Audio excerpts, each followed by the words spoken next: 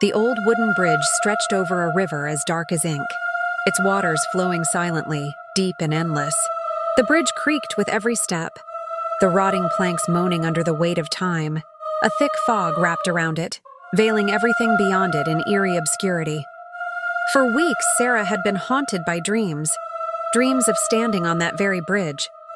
Each time, a cold, invisible hand pushed her, sending her plummeting into the dark waters below. One evening, while driving through the countryside, Sarah recognized the bridge. Her heart skipped a beat. It was exactly like the one in her nightmares. Compelled by a strange force, she stopped her car and walked towards it. The chill in the air was suffocating as she approached. She reached out, her hand brushing the cold, damp railing. To her shock, the wood felt strangely wet. She pulled her hand back in confusion, only to find a faint smear of blood, as if someone had been there, touching it with desperation.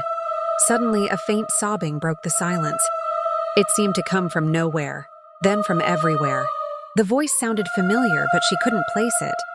As Sarah investigated further, she spoke to locals who told her the tragic tale of a young woman who had taken her life on this bridge, on the very day Sarah was born.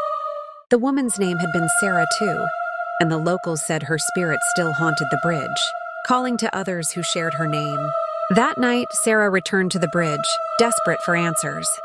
She looked down into the murky water, and for a moment, a shadowy figure appeared beneath the surface, eyes hollow and staring, a silent plea for help. Near the bridge's edge, she noticed something carved into the wood. "You can't leave." The handwriting matched her own. Panic surged through her as she realized this was no coincidence. Footsteps, slow and heavy, echoed behind her, but when she turned, no one was there.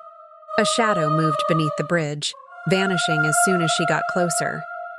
The wind howled, and suddenly, the rain began to fall, not on her, but on the river, creating waves that seemed to form hands reaching for her. Then, an old package arrived at her. A photograph of the bridge and a note. "We've been waiting for you." That night, she dreamed again of the bridge. A woman in a white dress leaned against the railing, her back to Sarah. When Sarah approached, the woman turned. Her face was mutilated, blood dripping from her mouth. Desperate to leave, Sarah tried to cross the bridge one last time, but the railing suddenly gave way. As she nearly fell into the river, her fingers brushed against the wood, finding human-like scratches in the rotting planks. As she stood at the edge, a whisper grazed her ear. "We are one. You will return." From that day on, Sarah never left the town. No one knew where she went, but the bridge was still there, waiting for her return.